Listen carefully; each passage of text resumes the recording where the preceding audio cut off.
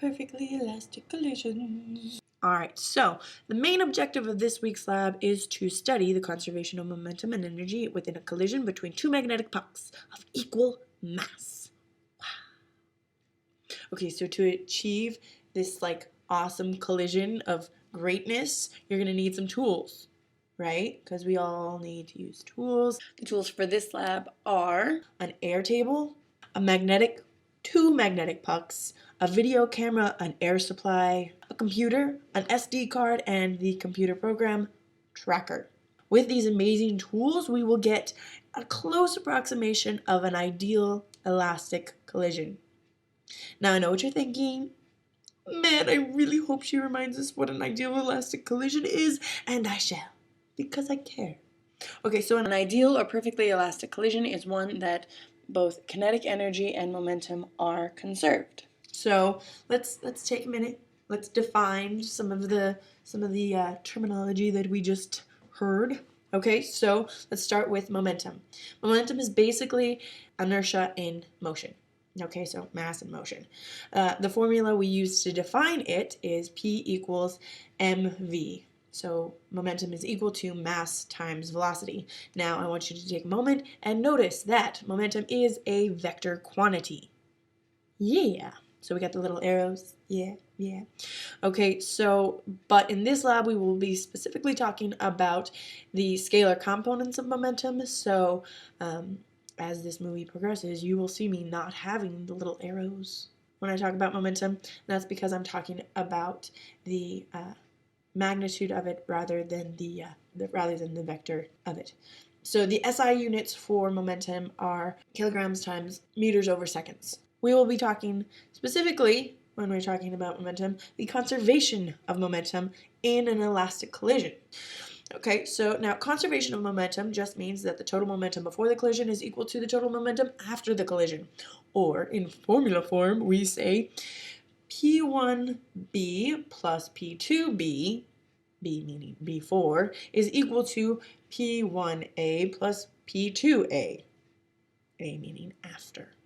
So total momentum before is equal to total momentum after. Now some classic examples of elastic collisions are when billiard balls hit. Now I suspect billiard balls are used because, physicists play a lot of pool, or it could be that they make really cool sounds and they have equal masses. Okay, so the first example is two billiard balls are coming at each other with the same speed, opposite directions, and they're like, oh! And then poof, they collide, and then they bounce off of each other and go opposite directions again with the same speed. Now, another example is, say you've got one billiard ball, he's just chilling, hanging out, and then another billiard ball comes in and he's like, I'm gonna hit you with some velocity, and then they collide. Ah! So then what happens is the billiard ball that collided with the other billiard ball at rest stays there because he's like, I have won the territory. The billiard ball that was at rest is now hightailing it off with the equal velocity that the other one came in with. And he's like, I can't believe you actually hit me. I'm going to get my mom. Or, like the last example, we have one ball at rest and another one comes in and he hits them and then both balls go off at a 45-degree angle.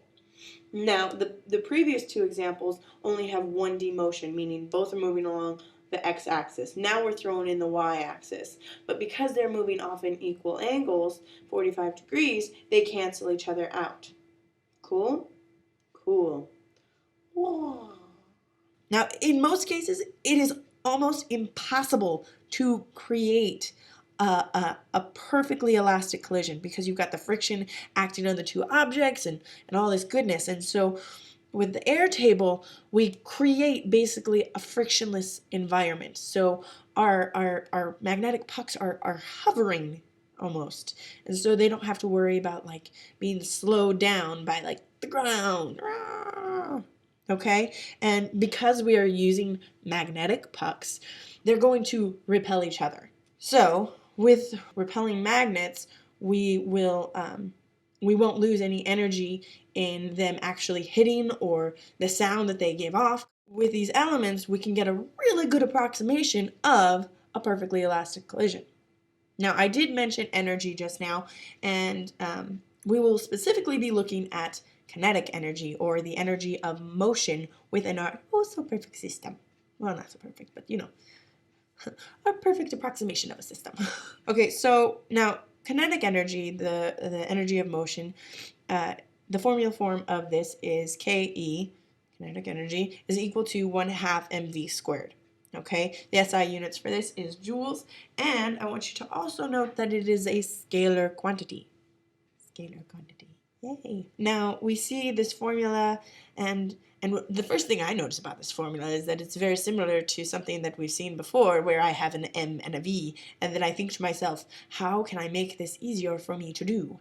And one way for me to make this easier is to just take the momentum quantities that I've already calculated and put them into the kinetic energy formula, so I don't have to, you know, do more work. Okay, so because you will be using the x and y components of momentum, you're going to need to find the magnitude, the total magnitude of your momentum for each puck. And to do that, you're just going to say that the magnitude of momentum p squared is equal to the x component of momentum squared plus the y component of momentum squared. Okay, so then what we can do is take our kinetic energy equation of Ke equal to 1/2 mv squared, and by multiplying by m over m, or 1, we can get our mass and our kinetic energy equation to equal m squared. So we would have m squared times v squared, which would just be p squared. You see the connection? This is happening. And so our kinetic energy equation would then turn into 1 over 2m, m from the bottom, times the quantity of mass times velocity squared. And then we can go ahead and plug in our momentum squared for our mv squared and say that kinetic energy is equal to momentum squared over 2 times the mass.